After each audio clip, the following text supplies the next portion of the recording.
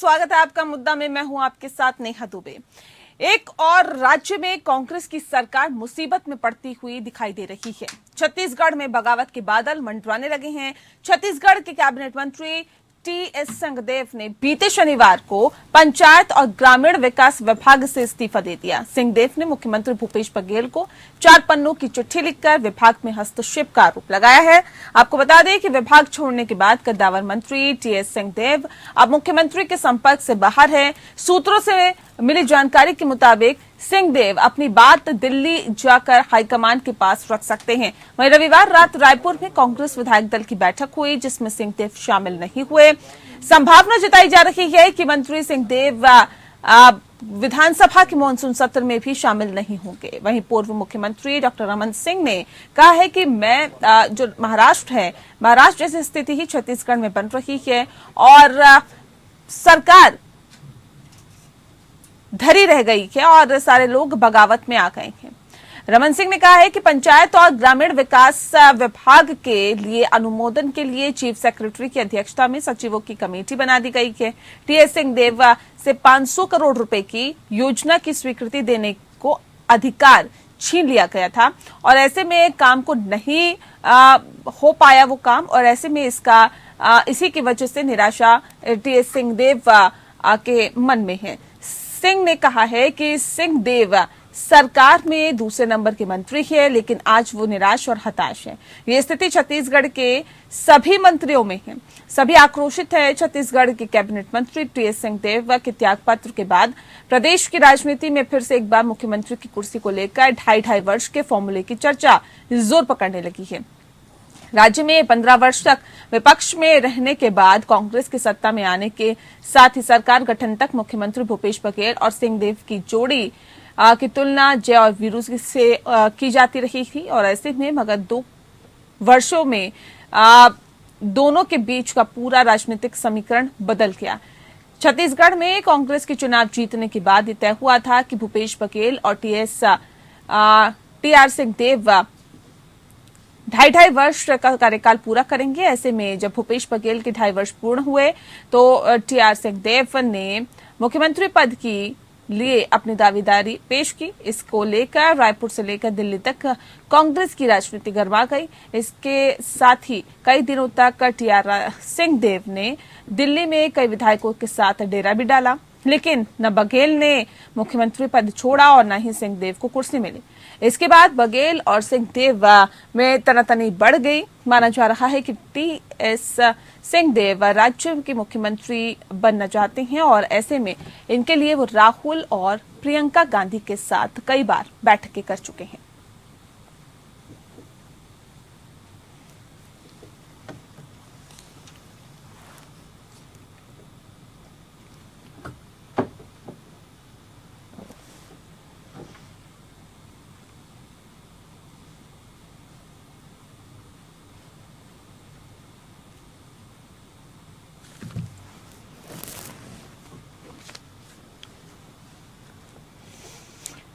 जी हाँ, तो आपको बता दें कि एक और राज्य में कांग्रेस की सरकार मुसीबत में पड़ती हुई दिखाई दे रही है। छत्तीसगढ़ में बगावत के बादल मंडराने लगे हैं। छत्तीसगढ़ के कैबिनेट मंत्री टीएस सिंहदेव ने बीते शनिवार को पंचायत और ग्रामीण विकास विभाग से इस्तीफा दे दिया है। इस विषय पर आज हम तफसील से चर्चा करेंगे। खास मेहमान हमारे साथ मौजूद है, उनसे आपका परिचय करा देते हैं।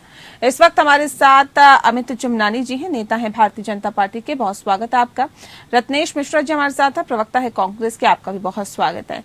इस खास कार्यक्रम की शुरुआत अमित चिमनानी जी आपके साथ करते हैं। सर, ये एक बार फिर से आरोप लग रहा है भारतीय जनता पार्टी छत्तीसगढ़ में भी ऑपरेशन लोटस को अंजाम देने की कोशिश कर रही है। कितना इत्तेफाक रखते हैं? देखिए, ऑपरेशन लोटस जैसा तो कुछ नहीं है, लेकिन जनता के साथ कितना बड़ा धोखा हुआ है वो माननीय टीएस सिंहदेव जी, जो कांग्रेस के ही दिग्गज मंत्री हैं, उनके द्वारा लिखी गई चिट्ठी के एक एक शब्द में बयां हो रहा है। ये चिट्ठी हमने टीएस सिंहदेव जी से नहीं लिखवाई है, ये उन्होंने खुद लिखी है और उन्होंने उन सब आरोपों की पुष्टि की है जो पिछले 3.5 वर्षों से भारतीय जनता पार्टी कांग्रेस पर लगाती आ रही है। लेकिन कांग्रेस के बयान बहुत ही असंवेदनशील आते थे जब बीजेपी उनसे कोई सवाल पूछती थी तो। लेकिन अब वो फंस गए जब उनके खुद के ही दिग्गज मंत्री ने सिलसिलेवार तथ्यात्मक तरीके से उस चिट्ठी में जनता के साथ किए गए धोखे की दास्तां को बयां कर दिया। अब ये सरकार अल्पमत में तो है ही है, लेकिन जनता के साथ क्या हुआ है इस चिट्ठी में बहुत ही गंभीर बातें लिखी हैं। सबसे पहली बात टीएस सिंहदेव जी ने लिखी है कि 8 लाख परिवारों का जो केंद्र ने मकान दिया था, वो टीएस सिंहदेव जी बार बार कह रहे थे कि उसके लिए आप राशि आवंटित कर दीजिए, लेकिन मुख्यमंत्री ने राशि आवंटित नहीं की, जिससे 40 लाख लोग अपने घर की छत पाने से वंचित हो गए। तो ये एक बहुत ही गंभीर बात है। जी। दूसरी चीज उन्होंने लिखी है कि जो खुद भी इनको गांव में जन घोषणा पत्र के अनुसार बनाने थे मकान, उसमें से भी एक भी मकान नहीं बनाया। साथ ही टीएस सिंहदेव जी के ऊपर इन्होंने मुख्य सचिव की कमेटी बिठा दी। पेशा कानून जो आदिवासियों के हित के लिए इन्होंने बनाने का वादा किया था, 2 साल तक इन्होंने आदिवासियों से पूछा कि उसमें क्या क्या होना चाहिए, लेकिन जब कैबिनेट में रखा उसको तो उसका प्रारूप बदल दिया गया। तो ये एक धोखा है जो प्रदेश की जनता के साथ हुआ है, और टीएस सिंहदेव जी की चिट्ठी इसकी पुष्टि कर रही है। ठीक है रत्नेश जी, आपका रुख कर लेते हैं। आप सवाल इस बात को लेकर है कि जिस बात का जिक्र अभी भारतीय जनता पार्टी के नेता कर रहे हैं, कह रहे हैं कि चिट्ठी तो हमने नहीं लिखवा दी। अब कांग्रेस की तरफ से भले ही एक बार फिर से ये आरोप लग रहा हो कि देखिए महाराष्ट्र वाली स्थिति यहाँ पे भी करना चाहती है और लगातार जो भारतीय जनता पार्टी है लोकतंत्र का माहौल बना रही है, लेकिन कह रहे चिट्ठी हमने थोड़ी लिखवा दी है। देखिए नेहा जी, किसी भी राजनीतिक दल में जो बड़े नेता होते हैं उनके बीच में थोड़ी बहुत खींचतान चलती रहती है। ये केवल कांग्रेस पार्टी में नहीं, लगभग हर बड़े राजनीतिक दल में है, जिनमें हर प्रदेश में अलग अलग नेतृत्व है और अलग अलग प्रदेशों का अलग अलग नेतृत्व है, राष्ट्रीय नेतृत्व है। तो ये कोई बहुत बड़ा मुद्दा नहीं है। लेकिन अब देखिए टीएस सिंहदेव जी ने किन कारणों से इस्तीफा दिया है, वो उनसे बात लगातार चीज नेतृत्व कर रहा है और उनके साथ को जल्दी सुलझा लिया जाएगा। छत्तीसगढ़ को ना तो ये महाराष्ट्र बना सकते हैं ना पंजाब बना सकते हैं, परेशान होने की आवश्यकता नहीं है। लेकिन टीएस सिंहदेव ने मुख्यमंत्री भूपेश बघेल को 4 पन्नों की चिट्ठी लिखी है और विभाग में हस्तक्षेप का आरोप लगाए कि मुख्यमंत्री सीधे हस्तक्षेप करते हैं। अब देखिए, मुझे तो लगता है कि सिंहदेव जी को अगर ऐसी कोई बात थी तो पहले नेतृत्व से बात करना चाहिए था, क्योंकि अगर मुख्यमंत्री के उनके डिफरेंसेज हैं तो जिससे हमारे डिफरेंसेज होते हैं तो कभी उनको सोल्यूशन नहीं देता, कभी उनको रिजॉल्व नहीं करता। उनको राष्ट्रीय नेतृत्व इन चीजों को बताना चाहिए था और राष्ट्रीय नेतृत्व के संज्ञान में मामला लाना। जी नहीं, तो इससे पहले क्या उन्होंने बात करने की कोशिश नहीं की क्या रत्नेश जी? नहीं, देखिए नेहा जी, अगर बात करने की कोशिश की तो कांग्रेस का राष्ट्रीय नेतृत्व बात जरूर करता है। अगर कोई ये कहता है कि राष्ट्रीय नेतृत्व से हमारी बात नहीं हो पाई तो गलत बात कर रहा है और झूठ बोल रहा है, क्योंकि मैं तो एक अदना सा छोटा सा कार्य करता हूँ। अगर मैं राहुल से मिल सकता हूँ तो फिर वो तो स्टेट के मिनिस्टर थे, बिल्कुल मिल सकते हैं। नहीं, तो सवाल ये भी है ना, ऐसा कोई पहली बार नहीं हुआ। इससे पहले भी आपको याद होगा टीएस सिंहदेव दिल्ली में विधायकों के साथ डेरा डाले हुए थे, लेकिन बघेल ने मुख्यमंत्री पद नहीं छोड़ा और ऐसे में सिंहदेव को कुर्सी मिली नहीं। अब जिस तरह से तनातनी उस वक्त भी चली थी, एक बार फिर से यहाँ पर अब तनातनी देखी जा रही है। अब इस्तीफा तक दे दिया उन्होंने, तो इसके क्या मायने निकालें? देखिए, अब कोई अगर अपना दूसरा इस्तीफा देकर जाहिर कर रहा है तो इस्तीफा दे दिया उन्होंने। अभी मुख्यमंत्री को उसको राज्यपाल को एक्सेप्ट करने के लिए भेजना है, स्वीकार भी तो होना चाहिए। हम उससे बात करेंगे और उसको सरकार में ले जाएंगे। नहीं, अब ये बात तो ठीक है सर, लेकिन वो उससे पहले राहुल गांधी प्रियंका गांधी के साथ भी मुलाकात कर चुके हैं, लेकिन समस्या का समाधान नहीं हुआ।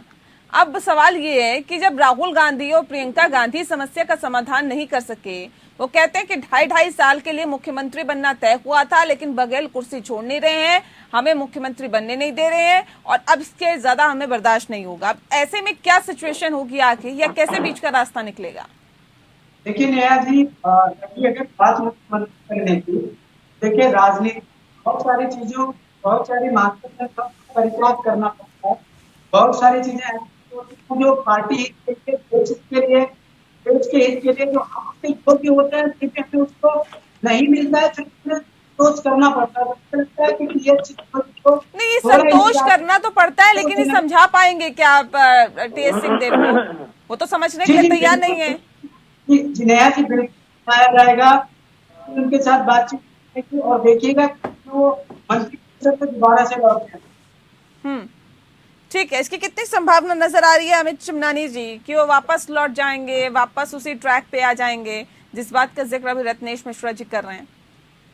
देखिए, ये तो रत्नेश जी और कांग्रेस के नेता ही बेहतर बता सकते हैं।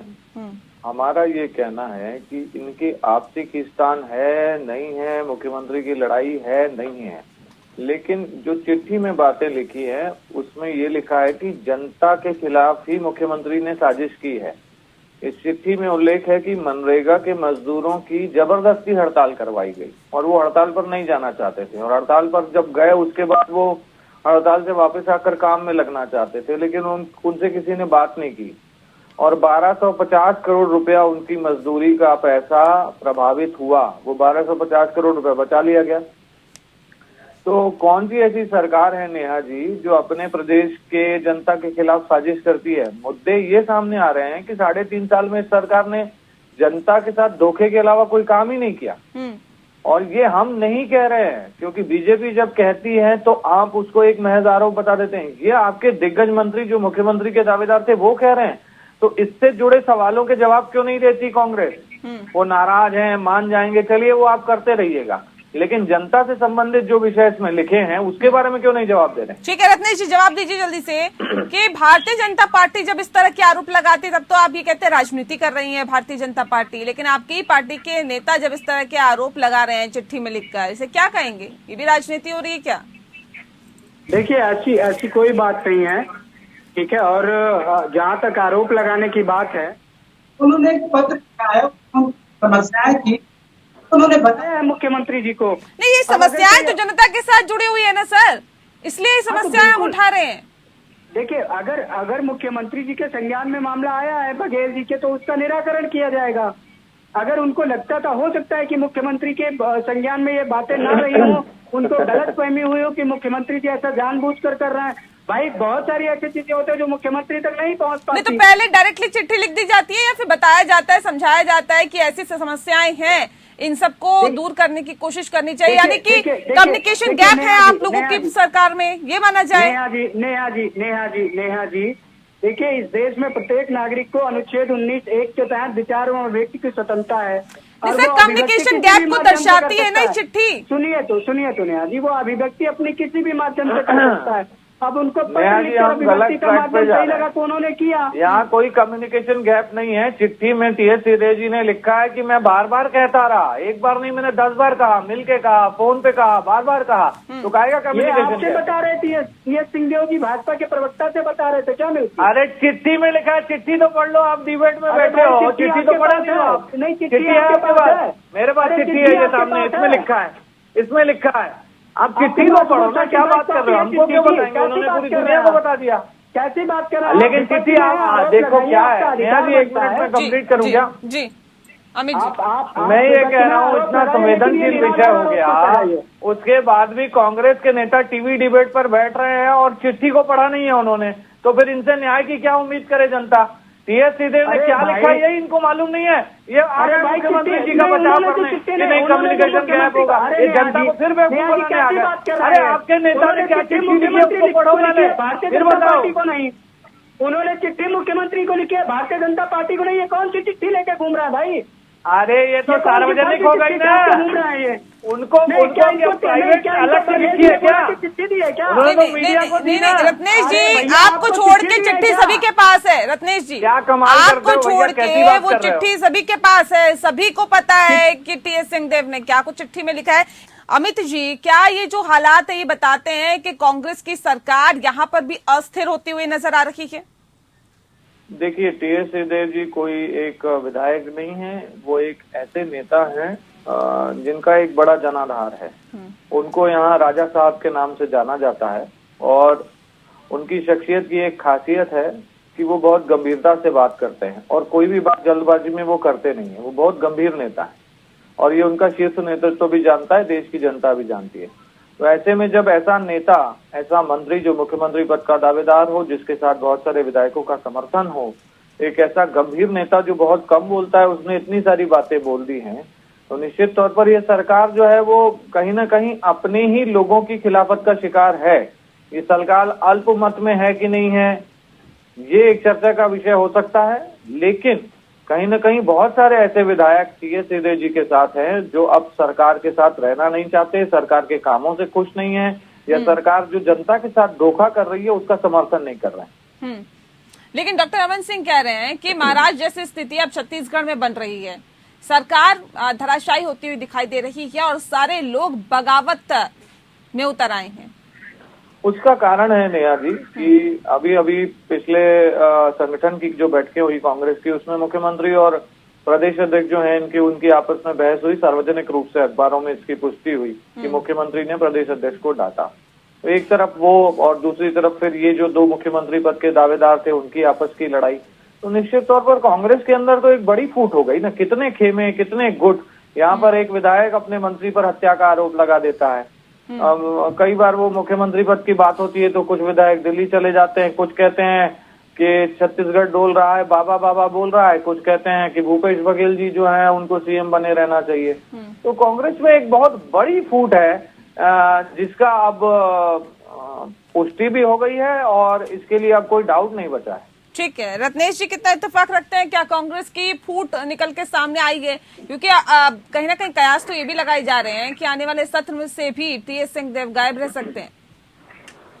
देखिए नेहा जी, जहाँ तक रही कांग्रेस में फूट की बात, तो आपने देखा है कि महाराष्ट्र में हम अपनी एलआई पार्टी के साथ किस मजबूती के साथ खड़े रहे और हमने उनका पूरा साथ दिया है।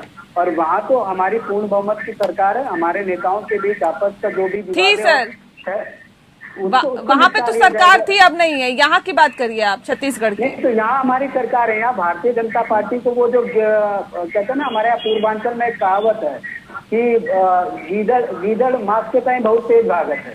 तो जो वहाँ पे जो गीदड़ की तरह भारतीय जनता पार्टी या उसके जो भी तथाकथित नेता मंत्री पद बनने के चक्कर में या सरकार बनाने के चक्कर में लपक रहे हैं, उनको कुछ नहीं मिलने वाला है, क्योंकि वहाँ कांग्रेस पार्टी की सरकार है और कांग्रेस को आप ईडी और सीबीआई से नहीं डरा सकते।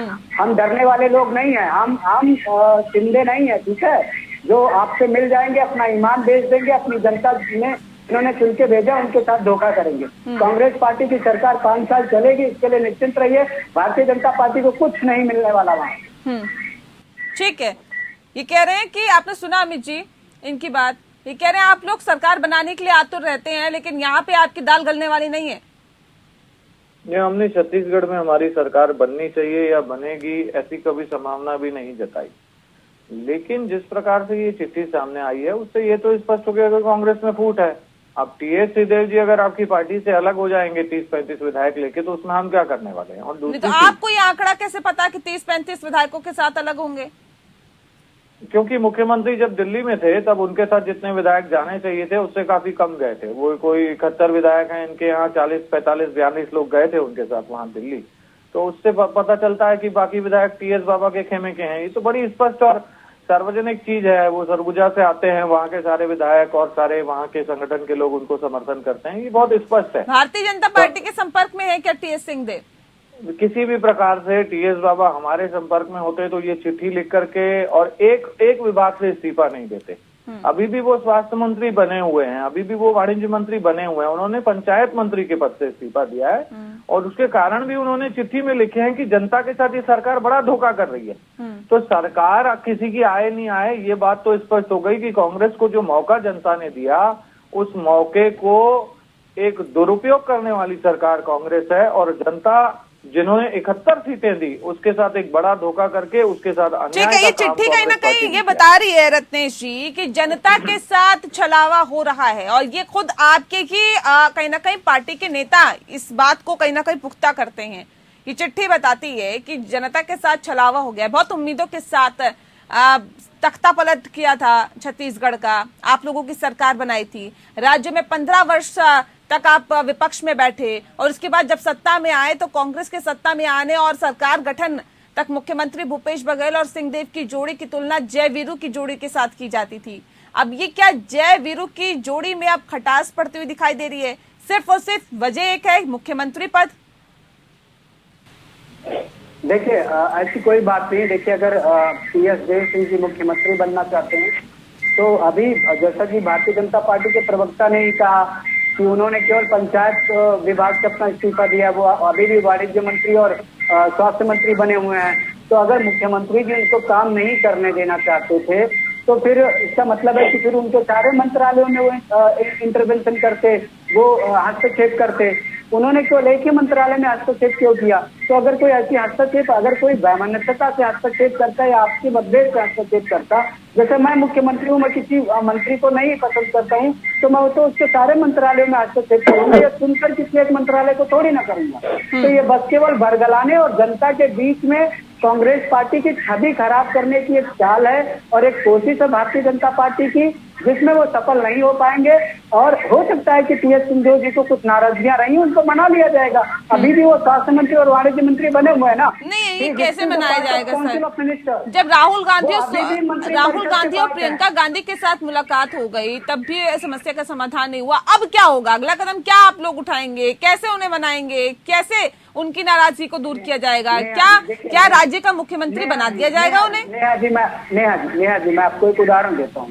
अभी उत्तर प्रदेश में कुछ समय पहले केशव प्रसाद मौर्य बनाम योगी आदित्यनाथ हुआ था। 5 बार मिलने गए थे योगी आदित्यनाथ अमित शाह और जेपी नड्डा से। तो एक बार की मुलाकात में तो वहां पे भी चीजें सॉर्ट आउट नहीं हो पाई थी ना। मैं तो उत्तर प्रदेश का रहने वाला बहुत अच्छी तरह जानता हूँ कि इनके संगठन महामंत्री सुनील बंसल और योगी आदित्यनाथ एक मंच पर कभी नजर नहीं आते। दोनों एक दूसरे के मामलों में अगर आप सुनील बंसल गुस्से हैं तो योगी जी आपका काम नहीं करेंगे। सिर्फ टोवल तो नहीं होता, ऐसी स्थिति तो नहीं होती जैसे आपके राज्य में आपकी मौजूदा सरकार में हो रही है। सुनिए तो उसका जवाब दे देता हूँ। कांग्रेस पार्टी कभी भी किसी पार्टी के आंतरिक मुद्दों को सत्ता पाने का साधन नहीं बनाती, कभी इनके विधायकों या सांसदों को डराकर सत्ता पाने का प्रयास नहीं करती। भारतीय जनता पार्टी कैसे डराएंगे सर? कैसे डराएंगे? अरे आपने देखा महाराष्ट्र में कैसे डराया।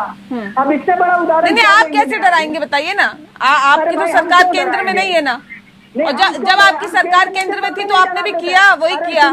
नेहा जी, कांग्रेस पार्टी के यूपीए के 10 साल के कार्यकाल में ईडी की केवल 27 रेड हुई थी और उसमें से 9 रेड हुई थी कांग्रेस पार्टी और इसके सहयोगी दल के क्या कहते हैं पार्टी के नेताओं पे, और इनके में लगभग 200 से ज्यादा हो चुकी हैं और एक भी भारतीय जनता पार्टी के नेता या कार्यकर्ता या पदाधिकारी के घर पे ईडी के रेड नहीं है। तो भ्रष्टाचारियों पे लगाम लगाना गलत है क्या?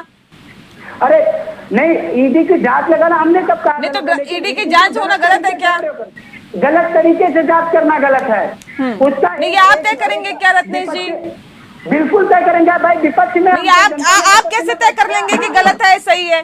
गलत और सही का पैमाना क्या होता है ये आपको बखूबी जानना चाहिए सर। नेहा जी, मैं आपसी के साथ आप ही के कार्यक्रम में बैठा था पक्ष विपक्ष में, और इसमें भारतीय जनता पार्टी के प्रवक्ता बोल के गए थे कि कुछ तो मजबूरियां हैं उद्धव ठाकरे की और एकनाथ शिंदे जी की, जो वो वहां पर सरकार में अलग हो रहे हैं। ठीक है सर। और छत्तीसगढ़ पे आ जाइए, महाराष्ट्र में जाएंगे, उत्तर प्रदेश में जाएंगे, फंस जाएंगे। छत्तीसगढ़ में आ जाइए, बताइए कि छत्तीसगढ़ में गिरती हुई सरकार को कैसे बचाया जाएगा।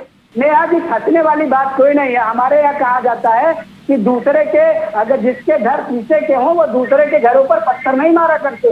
भारतीय जनता पार्टी पहले अपने प्रदेशों में जहाँ उसकी पूर्ण बहुमत की सरकार है और जहाँ वो बहुत मजबूत राजनीतिक दल के तौर पे जानी जाती है, वहाँ तमाम सारे डिफरेंसेज हैं। ठीक है, मैं कार्यक्रम के आखिरी पड़ाव में एक आखिरी कमेंट अमित जी जल्दी से। देखिए, इनके कुछ के मंत्री संभाले नहीं जा रहे हैं इनसे और ये भाजपा पे आरोप लगाते हैं, इसीलिए इनकी ये दुर्गति हो रही है। ये अपने लोगों से बात करते नहीं है, बस ये टीवी पे आएंगे, बीजेपी पे आरोप लगाएंगे और हर प्रदेश में इनके फूट होती जा रही है। टीएस सिंहदेव जी को गलत बता करके इन्होंने मुख्यमंत्री जी को क्लीन चिट दे दी कि मुख्यमंत्री जी अगर ऐसा करते तो हर जगह करते। अरे आप कहाँ से जजमेंटल हो गए हैं? आपने तो अभी बात ही नहीं की, आपने चिट्ठी नहीं पढ़ी, तो इसका साफ मतलब है किसी न किसी तरीके से विषय को खसकाने का प्रयास है। हमारा एक ही प्राथमिकता का विषय है, जनता के साथ जो धोखा हुआ है हम उसके खिलाफ हैं। बाकी ये लोग अंदर लड़े मिले हमको मतलब नहीं है। जो जनता के साथ आपने गलत किया है उसका हिसाब कैसे होगा ये और उसका वक्त पे जवाब जनता देगी। जनता कहीं ना कहीं ये कहा जा सकता है कि वक्त आने पर जब वोट की चोट देती है तो ये तय हो जाता है कि उसने जवाब किसको दिया है और किसको सराखों पर बिठाया। बहुत शुक्रिया आप दोनों मेहमानों को हमारे साथ इस खास चर्चा में शामिल होने के लिए। मुद्दा में फिलहाल इतना ही। नमस्कार।